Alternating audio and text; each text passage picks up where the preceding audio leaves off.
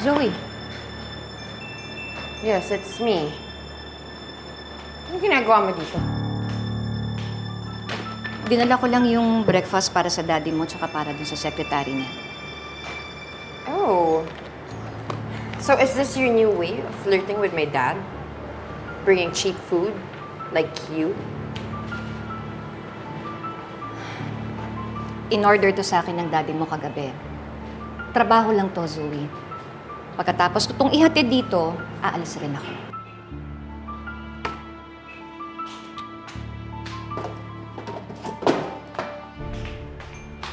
Bastos ka talaga, no? Nag-iingat lang ako. Baka kung anong bakterya yung dala mo dyan. Maayos kitang hinarap. Hindi mo talaga kaya maging civil? Haharapin mo ko at sasalubungin mo ko na kabalditahan mo? You don't deserve anything less than that from me. Umalis ka na nga dito.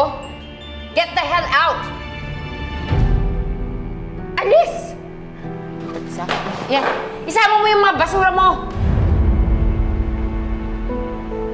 Umalis ka na!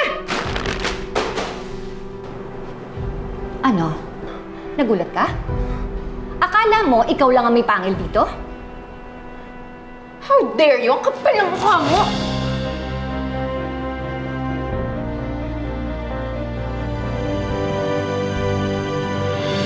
Pwede ba ako magdala ng sarili kong noodles? Hindi, syempre. Ay, seryoso? Bibili.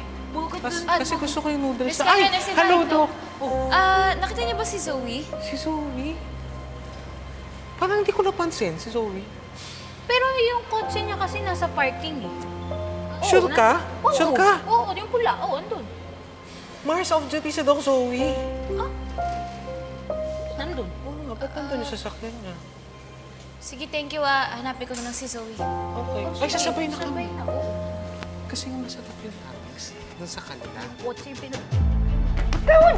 Bitawan mo ako! Paano kung ayoko? Di magagawa ka? Alam mo, masyado ka na nag-e-enjoy dyan sa masama mong ugali. Ano ba? Sa oras na malaman ni Daddy na sinasaktan mo, Wala akong pakialam kung anong iisipin ng daddy mo. Wala na nga yung nanay mo, binubuhay mo pa rin yung ugali niya. Alam mo, Zoe, hindi nakakadagdag sa talino at sa ganda mo yan. how dare you bring up my mother? Ang gusto ko lang naman, ma-realize mo na mali ka, Zoe. Huwag kang tumulad sa nanay mo. Kriminal na nga, kinamumuhian pa ng lahat. Ang kapal ng mukha mo ah! Ang kapal ng mukha mo, naintin siya? Kapit ka lang naman? Ikaw ang sumira sa buhay niya! Kaya siya naging kriminal dahil sa'yo, kaya ikaw ang totoong masama dito! Oh!